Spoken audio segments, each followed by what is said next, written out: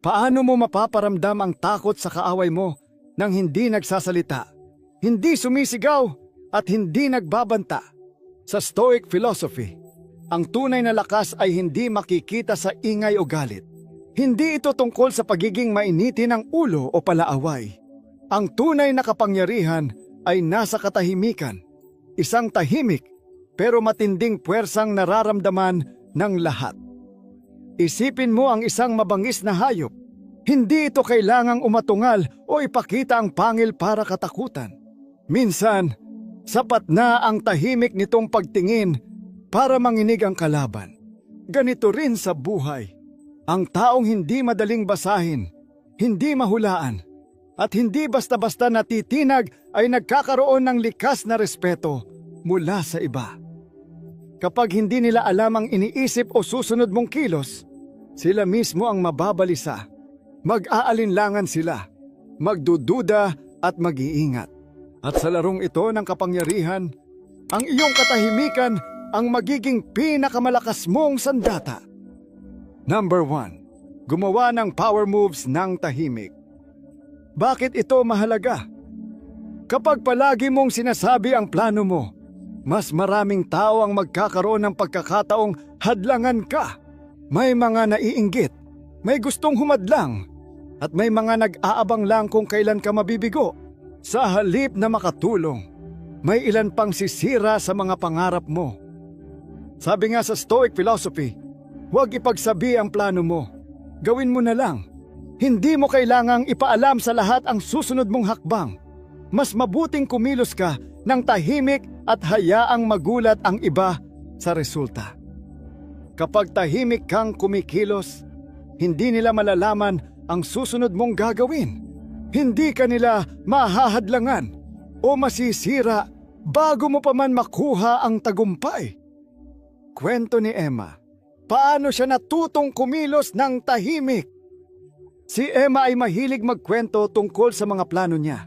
Kapag may bago siyang proyekto o pangarap, agad niya itong ibinabahagi sa kanyang mga kaibigan at katrabaho. Sa una, akala niya ay wala namang masama rito.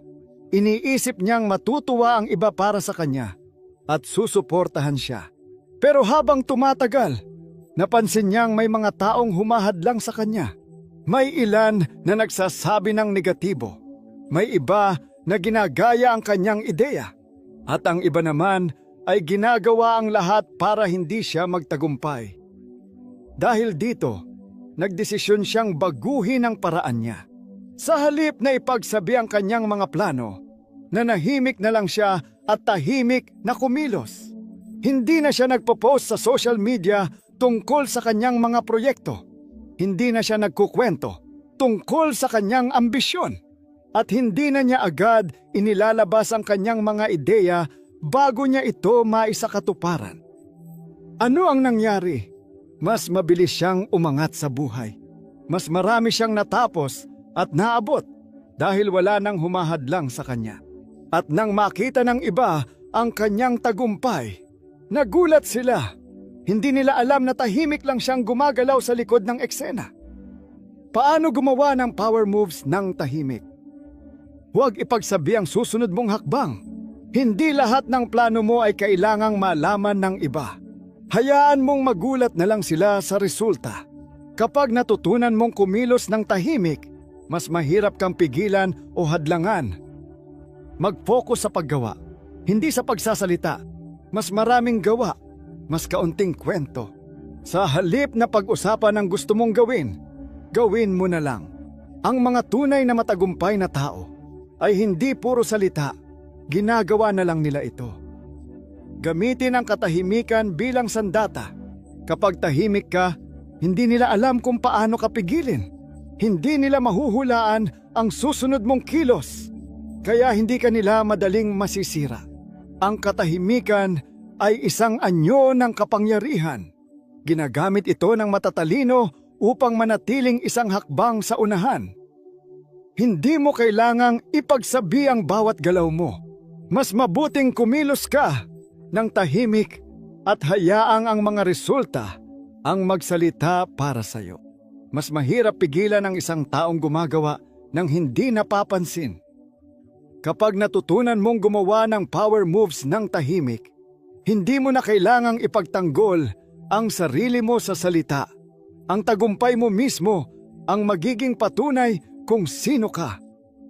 Number 2, ingatan ang impormasyon tungkol sa iyong sarili. Bakit ito mahalaga? Kapag masyado kang bukas tungkol sa iyong buhay, mas madali kang mahulaan at gamitin ng iba. Kung alam nila ang kahinaan mo o ang mga plano mo, may pagkakataon silang hadlangan o manipulahin ka. Sabi nga ni Sun Tzu, gawing madilim at hindi mahulaan ang iyong mga plano. At kapag kumilos ka, gawin mo ito na parang kidlat. Ibig sabihin, huwag mong ipakita agad ang susunod mong galaw. Mas mabuting tahimik kang gumagawa at hayaang magulat ang iba sa resulta. Kapag natutunan mong itago ang tamang impormasyon, ikaw ang may kontrol. Ikaw ang magpapasya kung ano ang dapat nilang malaman at kung ano ang dapat manatiling sikreto. Kwento ni Chris, paano siya natuto maging mas pribado. Si Chris ay dating mahilig magbahagi ng kanyang buhay. Kapag may bago siyang plano, agad niya itong ikinukwento sa kanyang mga kaibigan at kasamahan sa trabaho. Kapag may problema siya, sinasabi niya ito sa kahit sino.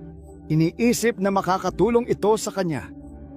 Pero habang tumatagal, napansin niyang ginagamit ng iba ang mga sinabi niya laban sa kanya. Ang mga plano niyang ikinuwento ay ginamit para hadlangan siya. Ang mga kahinaang ibinahagi niya ay ginamit upang siraan siya. Dahil dito, nagbago siya. Sa halip na ipagsabi ang kanyang mga plano, nanahimik siya at tahimik na lang na kumilos. Hindi na rin siya basta-basta naglalabas ng personal na impormasyon tungkol sa kanyang buhay. Ano ang naging epekto? Mas nagkaroon siya ng kontrol sa kanyang buhay. Hindi na siya madaling mahawakan ng iba. At ang pinakamaganda, mas mabilis siyang umasenso dahil wala nang humahadlang sa kanya. Paano mo mapoprotektahan ang impormasyon tungkol sa iyong sarili? Piliin ang sinasabi mo. Hindi lahat ng tao ay kailangang malaman ang tungkol sa buhay mo.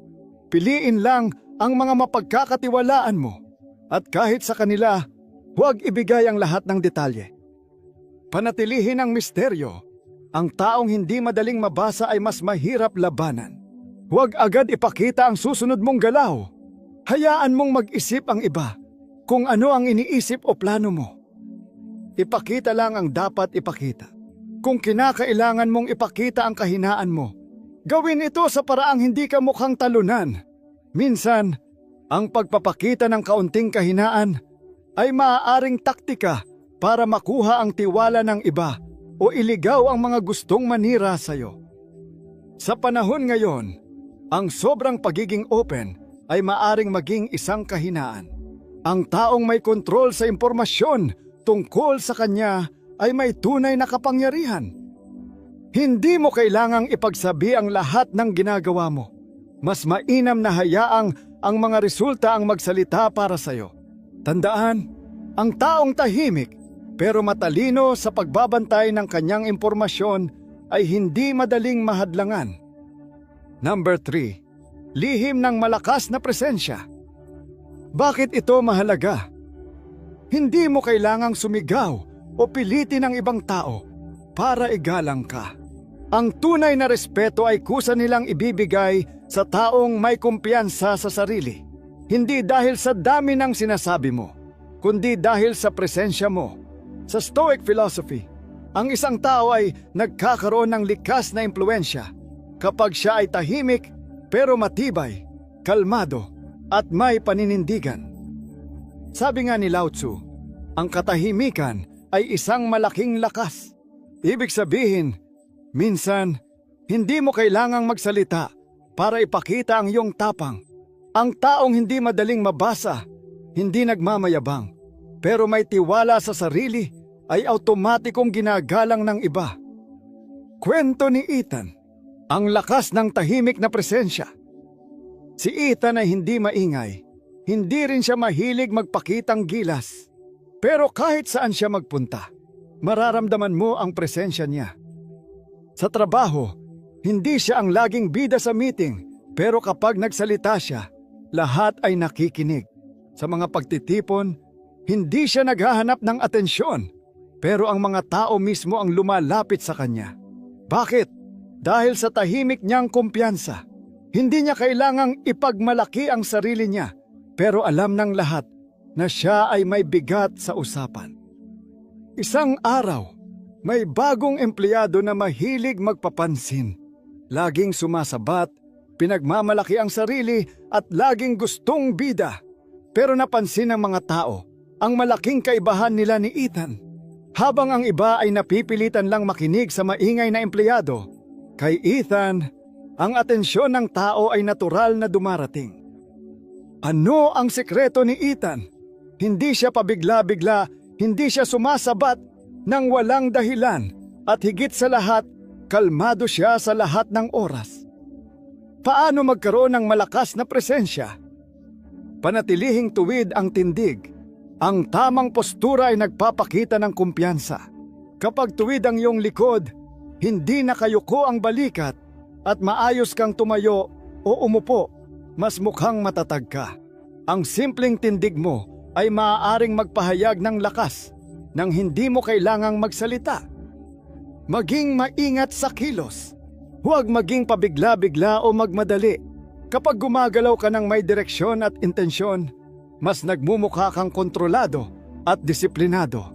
Ang taong palaging nagmamadali o malikot ay nagmumukhang kinakabahan o hindi sigurado sa sarili. Pero ang taong mahinahon at alam ang ginagawa niya ay mukhang matibay at mapagkakatiwalaan. Huwag matakot sa katahimikan. Maraming tao ang hindi komportable sa katahimikan, kaya kung minsan, nagsasalita sila ng hindi naman kailangan. Pero ang mga taong tunay na may tiwala sa sarili ay hindi natatakot manahimik. Ang katahimikan sa tamang oras ay nagdaragdag ng bigat sa iyong presensya. Hindi kailangang laging may sinasabi. Minsan, ang paraan ng pagdadala mo ng sarili mo ang pinakamalakas mong pahayag. Ang pagiging matatag ay hindi nangangahulugan ng pagiging palaban o sobrang dominante. Ang tunay na lakas ay nasa presensyang mararamdaman ng iba kahit hindi ka nagsasalita. Ang isang taong tahimik pero matibay ang paninindigan ay natural na nirerespeto. Kapag natutunan mong kontrolin ang tindig, kilos at paraan ng pagdadala ng sarili mo, hindi mo na kailangang humingi ng respeto. Ang ibang tao na mismo ang kusang magbibigay nito sa iyo. Number 4. Pagkontrol sa emosyon mo. Bakit ito mahalaga? Kapag madali kang magalit o mainis, binibigay mo sa iba ang kapangyarihan para kontrolin ka. Ibig sabihin, kahit sino ay pwedeng inisin o manipulahin ka para gumalaw ayon sa gusto nila. Ang taong mabilis magpahayag ng inis, galit o sama ng loob ay madaling mahulaan at madaling talunin. Sa Stoic philosophy, ang tunay na lakas ay hindi nakikita sa pagsigaw o sa pagiging agresibo. Ang tunay na malakas ay yung taong kalmado kahit nasa gitna ng problema. Sabi nga ni Marcus Aurelius, ang taong may payapang isip ay mas malapit sa tunay na lakas. Ibig sabihin, ang kontrol sa sarili mong emosyon ay isang anyo ng kapangyarihan. Kwento ni Tomas, paano siya natutong huwag patulan ng mga pang-aasar.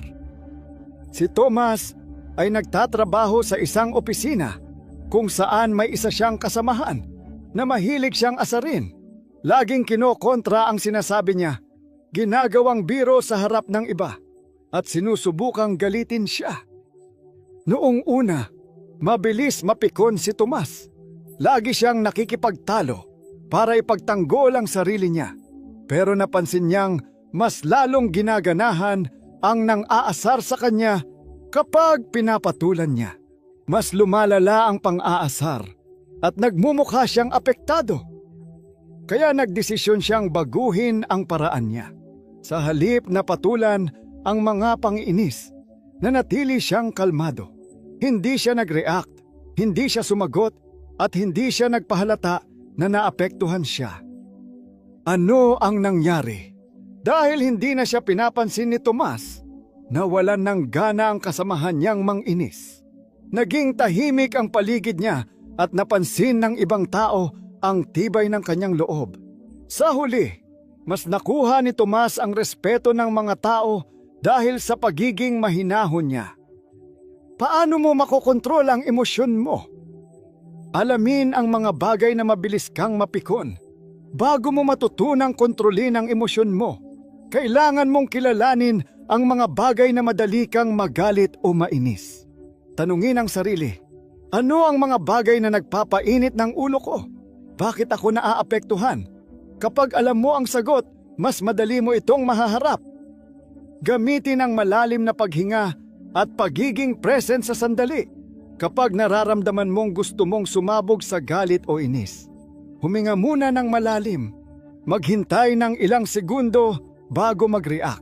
Ang simpleng teknik na ito ay makakatulong para mapanatili mong kalmado ang sarili mo. Tandaan, ang kontrol sa emosyon ay tanda ng lakas, hindi kahinaan. May mga nagsasabing mahina ang taong hindi lumalaban o hindi sumasagot. Pero ang totoo, mas malakas ang taong marunong magpigil ng emosyon. Hindi ito nangangahulugang wala kang pakialam. Ang ibig sabihin lang nito ay ikaw ang may kontrol sa sarili mo, hindi ang ibang tao. Kapag natutunan mong kontrolin ang emosyon mo, magiging mas mahirap kang talunin. Hindi ka madaling guluhin, hindi ka madaling hulaan, at hindi mo binibigay ang kapangyarihan mo sa iba. Tandaan, ang tunay na lakas ay ang kakayahang manatiling kalmado kahit sa gitna ng gulo. Number 5. Hayaan ang gawa mo ang magsalita para sa iyo. Bakit ito mahalaga? Sa panahon ngayon, maraming tao ang mahilig magkwento tungkol sa kanilang mga pangarap at plano sa buhay. Maraming gustong ipakita kung ano ang gagawin nila. Pero iilan lang ang talagang kumikilos para matupad ito. Sa dulo, hindi mahalaga kung gaano kaganda ang ideya mo. Ang mahalaga ay kung paano mo ito isinasagawa. Sa Stoic philosophy, hindi mo kailangang ipaliwanag ng paulit-ulit kung sino ka o kung ano ang kaya mong gawin. Gawin mo na lang. Sabi nga ni Epictetus, huwag mong ipaliwanag ang iyong paniniwala. Isabuhay mo ito. Ibig sabihin, huwag mong sayangin ang oras sa pagsasalita tungkol sa plano mo. Mas mabuting ipakita mo ito sa pamamagitan ng iyong gawa. Ang taong puro salita pero walang ginagawa ay hindi siniseryoso ng iba. Pero ang taong tahimik pero may malinaw na resulta ay ginagalang at hinahangaan. Kwento ni Jack. Ang lakas ng tahimik na aksyon. Si Jack ay palaging nangangarap. Mahilig siyang magkwento tungkol sa gusto niyang gawin. Gusto niyang magtayo ng negosyo. Gusto niyang maging fit. Gusto niyang umunlad sa buhay. Pero habang tumatagal, walang nagbabago sa kanya. Lagi siyang sabik sa simula, pero hindi siya gumagawa ng tunay na hakbang para matupad ang kanyang mga pangarap. Habang ang ibang tao ay abala sa paggawa, siya naman ay abala sa pagsasalita tungkol sa mga gusto niyang gawin. Isang araw, napagtanto niyang wala siyang naaabot dahil puro salita lang siya. Simula noon, tumigil siya sa pagsasabi ng kanyang mga plano at nagsimulang kumilos. Hindi na niya ipinagyayabang ang negosyo na gusto niyang simulan.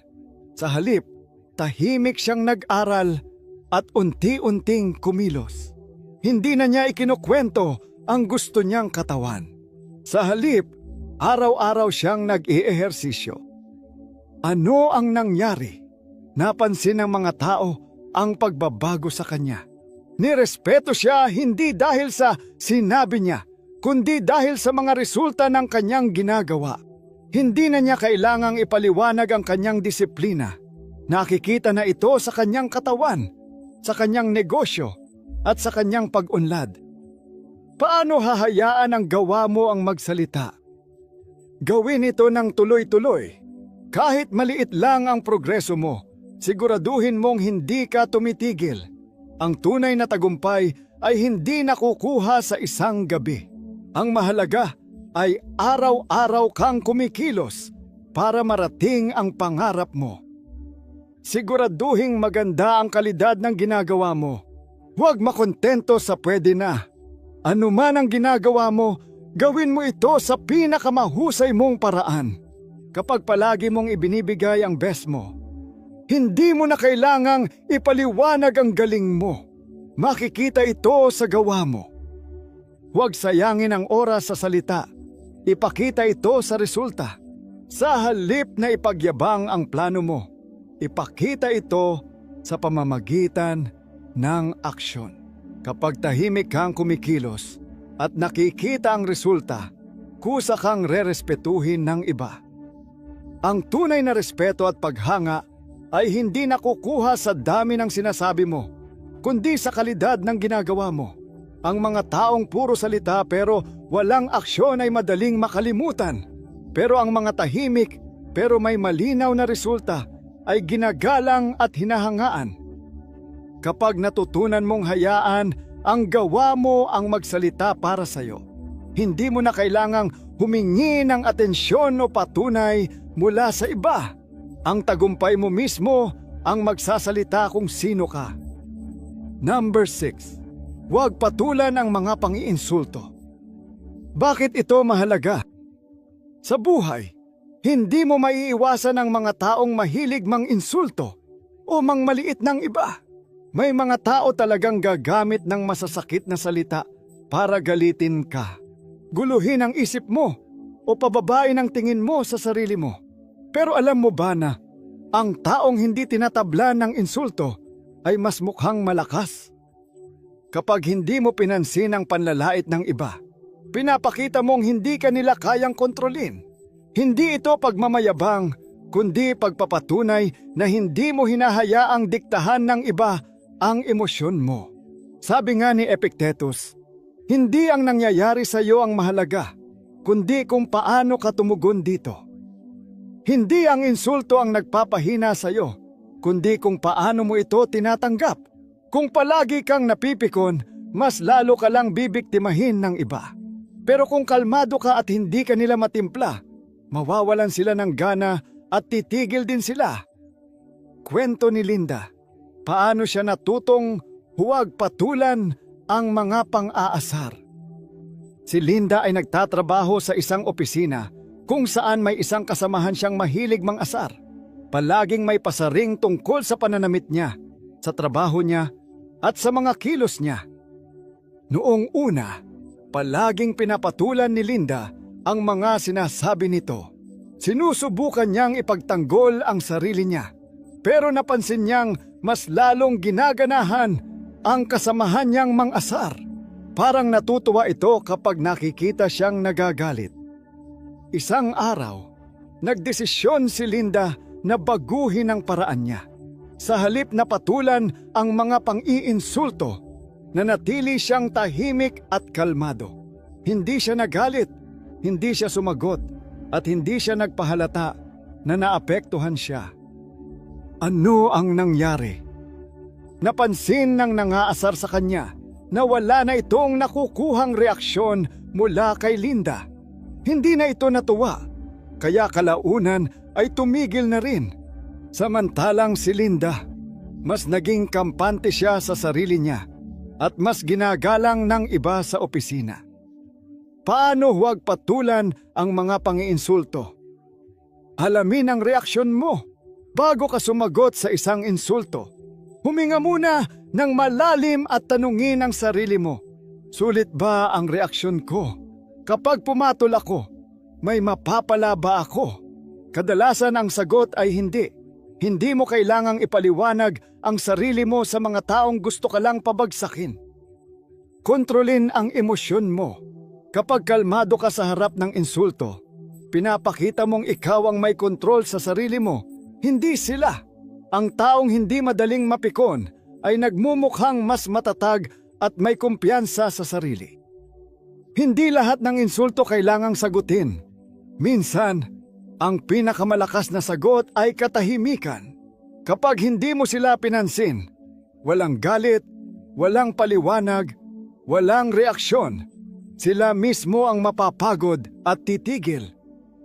Hindi mo mapipigilan ang ibang tao na mang-insulto, pero kaya mong piliin kung paano ka tutugon. Ang taong hindi madaling matrigger ay may tunay na lakas. Sa halip na patulan ang pangaasar, ipakita mong hindi ka nila kayang kontrolin. Tandaan, hindi mo kailangang patunayan ang sarili mo sa mga taong ang gusto lang ay ibagsak ka. Mas pinapahalagahan ang katahimikan at pagiging kalmado kaysa sa walang katapusang sagutan. Number 7. Maging totoo sa iyong sarili.